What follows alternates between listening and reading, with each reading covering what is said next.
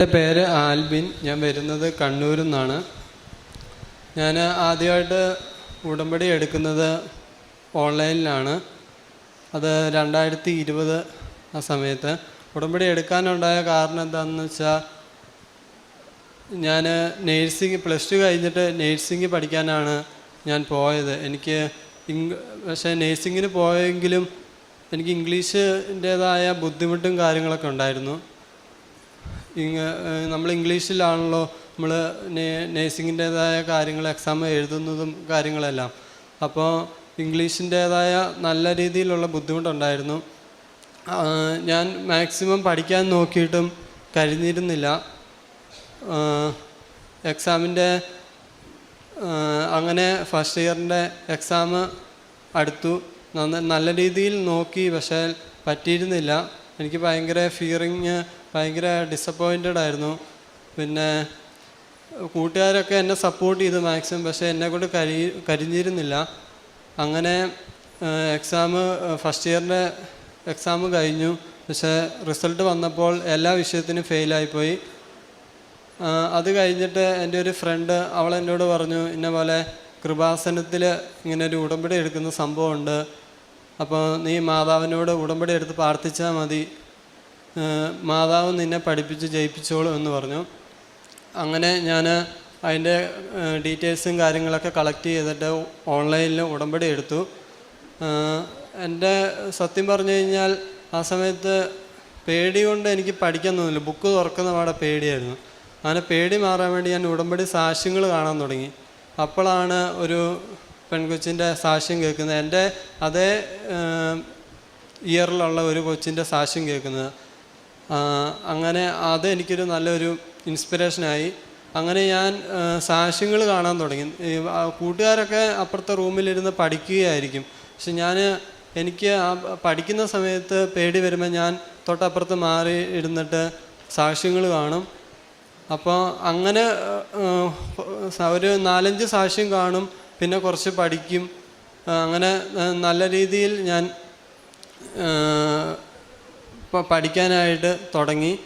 എക്സാമിൻ്റെ റിസൾട്ട് വന്നപ്പോൾ എല്ലാ വിഷയത്തിനും നല്ല മാർക്കോടുകൂടി എന്നെ പാസ്സാക്കി.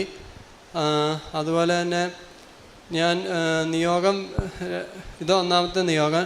രണ്ടാമതായ നിയോഗം വെച്ചത്, എനിക്ക് ഞങ്ങളുടെ വീട് ഇരിക്കുന്ന ലേശം ഉള്ള ഏരിയയിലാണ്.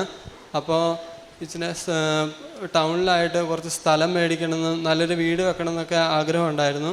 പക്ഷെ ഞാൻ അതൊരു ആഗ്രഹമായിട്ട് മാത്രമേ കരുതിയിരുന്നുള്ളൂ. അപ്പോൾ ഉടമ്പടി എടുത്തപ്പോൾ ഞാനത് നിയോഗമായിട്ട് വെച്ചു. അതിൻ്റെ ഫലമായിട്ട് 3 മാസത്തിനുള്ളിൽ നല്ലൊരു സ്ഥലവും മേടിക്കാനും കഴിഞ്ഞു. അത്യാവശ്യം ആദായമുള്ളൊരു സ്ഥലം കിട്ടുകയും ചെയ്തു. ചെറിയ കാര്യത്തിൽ പോലും അസ്വസ്ഥമാകുന്ന സ്വഭാവവും ആകുലപ്പെടുന്ന സ്വഭാവമൊക്കെ എനിക്കുണ്ടായിരുന്നു. എന്തെങ്കിലും ചെറിയ ഒരു കാര്യം മതി, ഭയങ്കരമായിട്ട് ടെൻഷനാവും, ഭയങ്കര എന്താ പറയുക, ഡിപ്രഷൻ രീതിയിലോട്ട് പോകുന്ന ഒരവസ്ഥ ഉണ്ടായിരുന്നു എനിക്ക്. അങ്ങനെ എനിക്ക് എക്സാമിന് കിട്ടിയ ഒരു മോട്ടീവ് ഇതിലും ഞാൻ എടുത്തു. ഞാൻ അങ്ങനെ മാതാവിൻ്റെയോട് പ്രാർത്ഥിച്ചു. കുറച്ച് കഴിഞ്ഞപ്പോൾ എനിക്ക് എന്താ പറയുക, ഇപ്പം ഞാനിപ്പോൾ പറയുകയാണെങ്കിൽ ഇപ്പം 3ാമത്തെ വട്ടം കണ്ട ഞാൻ സ്റ്റേജിൽ കയറി ഇങ്ങനെ സംസാരിക്കുന്നത്. എനിക്ക് ഭയങ്കര സ്റ്റേജ് ഫിയർ ഉള്ളൊരു വ്യക്തിയായിരുന്നു. പള്ളിയിൽ ബൈബിൾ വായിക്കാനൊക്കെ പറഞ്ഞു കഴിഞ്ഞാൽ ചിലപ്പോൾ തല ഇറങ്ങി വീഴുന്ന അത്രയും രീതിയിലുള്ള ഇതായിരുന്നു. അങ്ങനെ ഞാൻ മാതാവിൻ്റെയോട് പ്രാർത്ഥിച്ചു. ഇന്ന് എനിക്ക് യാതൊരു പേടിയോ കാര്യങ്ങളോ ഇല്ലാതെ എനിക്ക് വർത്താനം ടോക്ക് ചെയ്യാൻ പറ്റുന്നുണ്ട്. പിന്നെ 3ാമതായിട്ട് നിയോഗം വെച്ചതാണ്, എനിക്ക് ഒരു വ്യക്തിയെ മറക്കാൻ സാധിച്ചിരുന്നില്ല. എനിക്ക് അത് ഭയങ്കരമായിട്ട് എൻ്റെ ലൈഫിനെ ബാധിക്കാൻ തുടങ്ങി. പഠിത്തത്തിൽ ബേക്ക് പോകാൻ തുടങ്ങി, പിന്നെ ഡിസപ്പോയിൻറ്റഡ് ആകാൻ തുടങ്ങി, ഭയങ്കര ഡിപ്രഷൻ രീതിയിലാകാൻ തുടങ്ങി. അങ്ങനെ ഞാൻ മാതാവിൻ്റെയോട് ആ നിയോഗം വെച്ച് പ്രാർത്ഥിച്ചു. പിന്നെ ആ വ്യക്തിയുടെ സാന്നിധ്യം, ആ പ്രസൻസ് എന്നിൽ നിന്ന് എടുത്തു കളയാൻ വേണ്ടിയിട്ട് മാതാവിനെ ഹെൽപ്പ് ചെയ്തു. പിന്നെ ഞാനിങ്ങനെ പള്ളിയിലൊക്കെ പോകുമായിരുന്നു എക്സാമിൻ്റെ ടൈമിലും, പിന്നെ ഞായറാഴ്ചകളിലൊക്കെ, പിന്നെ ഒഴിവ് വരുന്ന ദിവസങ്ങളിൽ മാത്രം പോവും. അങ്ങനെ അല്ലാണ്ട് എല്ലാ ദിവസവും പോയിക്കൊണ്ടിരുന്നില്ല.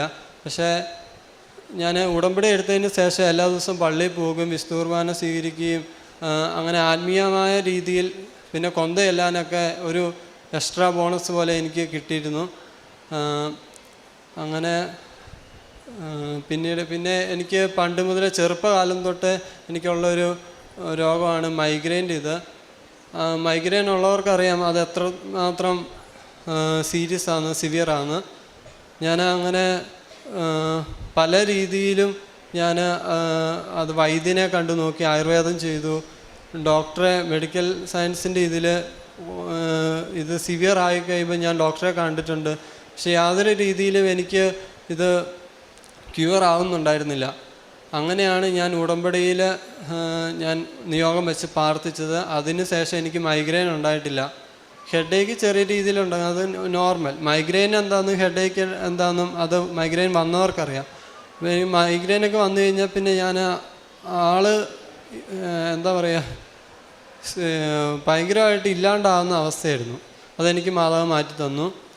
പിന്നെ പ്രേക്ഷിത പ്രവർത്തനം ചെയ്യുന്നതാണെങ്കിൽ എനിക്കങ്ങനെ അഗതി മന്ദിരത്തിൽ പോകാനോ ഓൾഡ് ഏജ് ഹോമിൽ പോകാനൊന്നും പറ്റിയിരുന്നില്ല.